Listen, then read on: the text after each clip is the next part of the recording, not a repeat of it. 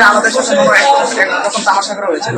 কারণ আমরা তাদের যদি জীবন চক্রের দিকে দেখাতে পাই, তাদের যদি মুসলিমরা যারা জন্ম হচ্ছে, তাদের তারা জন্ম হচ্ছে বিশ্ববিদ্যালয়ের কোয়ার্টার থেকে তাদের তারপর পড়াশোনা হচ্ছে বিশ্ববিদ্যালয় স্কুল কলেজে, রাজশাহী কলেজে, তারপর তারা কিন্তু এই বিশ্ববিদ্যালয়ের মধ্যে চাকরি পাচ্ছে এবং তারা যদি মারা যায় তারপর কিন্তু এই বিশ্ববিদ্যালয়ের প্রস্থানে কিন্তু তাদের দাফন করা হচ্ছে। যদি আমরা যদি এক মাস পরে বিশ্লেষণ করি তাও দেখতে পাই যে আমাদের যদি 4000 স্টুডেন্ট ঢুকে, 4000 স্টুডেন্টের মধ্যে কিন্তু 40 জন কিন্তু এই বৈষম্য বাংলাদেশ কোটায় বাংলাদেশ কিন্তু 40 জন স্টুডেন্ট কিন্তু লাভ ঢুকছে। এরকম অযৌক্তিক কোটায় আমরা কখনো মেনে নিতে পারি। আপনারা জানেন যে পোষ্য কোটার নিয়ে আমরা বিগত 2 মাস ধরে বিভিন্ন ধরনের প্রতিবাদী সমাবেশ করে যাচ্ছি। আর আমরা সময় দিয়েছিলাম বিশ্ববিদ্যালয় প্রশাসনকে 3টি দাবিতে।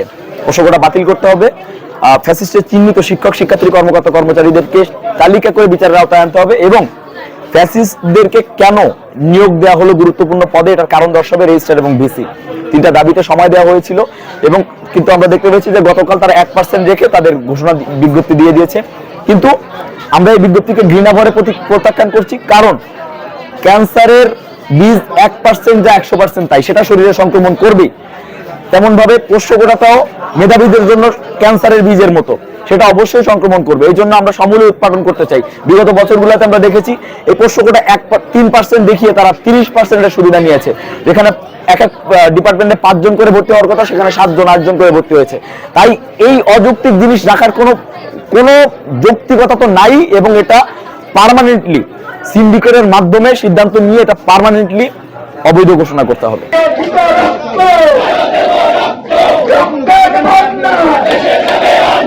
রাজশাহী বিশ্ববিদ্যালয়ের যে বৈষম্য বিরোধী আন্দোলন তারা ছাত্ররা ছিল, তারা কোটা বিরোধী যে আন্দোলন করছিল, এর পরপরই তারা দাবি তুলে রাজশাহী বিশ্ববিদ্যালয়ের পোষ্য কোটা মূলত 5 আগস্টের পরপরই এই আন্দোলনটি শুরু হয়। তারা প্রথমে ছাত্ররা 5 আগস্টের পরপরই এই আন্দোলন শুরু করে, পোষ্য কোটা নিপাত যাক স্লোগানে তারা এটি শুরু করেন। এর পরপরই তারা আমরণ অনশনে বসেন বিশ্ববিদ্যালয় প্রশাসনে। সর্বশেষ গতকাল যে ভর্তি বিজ্ঞপ্তি প্রকাশ করে, এর পরপরই তারা কঠোর আন্দোলন ঘোষণা দেয় এবং বিশ্ববিদ্যালয় সকাল 10টা থেকে প্রশাসন ভবনে তালা দেওয়ার ঘোষণা দেয়। এর পরপরই সকাল 10টায় আজকে সকালে যে বিশ্ববিদ্যালয় প্রশাসন ভবন, সেখানে তারা তালা দেয়। এই বর্তমানে বিশ্ববিদ্যালয় প্রশাসন ভবনে এখন ভিসি প্রবেশী সহ অন্যান্য কর্মকর্তা কর্মচারীরা আছেন। আমরা যদি জানিয়ে রাখতে চাই, রাজশাহী বিশ্ববিদ্যালয় সর্বপ্রথম 5% এই পোষ্য কোটা ছিল। এরপর তার চৌধুরী গোলাম সাব্বির সত্তর তাপু প্রশাসন 4% করে। বর্তমান নতুন প্রশাসন আসার পর এটি 3% করে। এরপর আন্দোলনের প্রেক্ষিতে সেটি কমিয়ে 1% করে। তবে এটিও তারা যোগ্য বলে মনে করছেন এবং তারা এই আন্দোলনের ডাক দেন।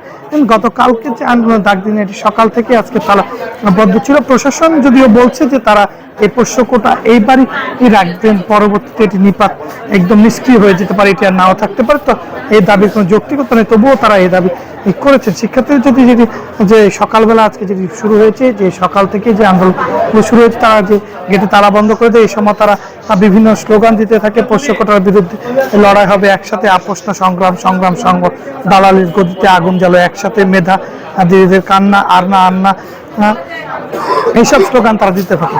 যদি এর সর্বশেষ পর্যন্ত তারা যে ঘোষণাটি দিয়েছে যে রাজশাহী বিশ্ববিদ্যালয়ের যে পোষ্য কোটার যে বাতিলের দাবিটি, এটি পূর্ণাঙ্গ বাতিল না হওয়া পর্যন্ত তারা এখানে অবস্থান করবেন এবং তারা এই যে প্রশাসন ভবনে তারা বন্ধ সামনেই তারা এই আন্দোলন চালিয়ে যাবে। এই ছিল রাজশাহী থেকে সর্বশেষ সংবাদ।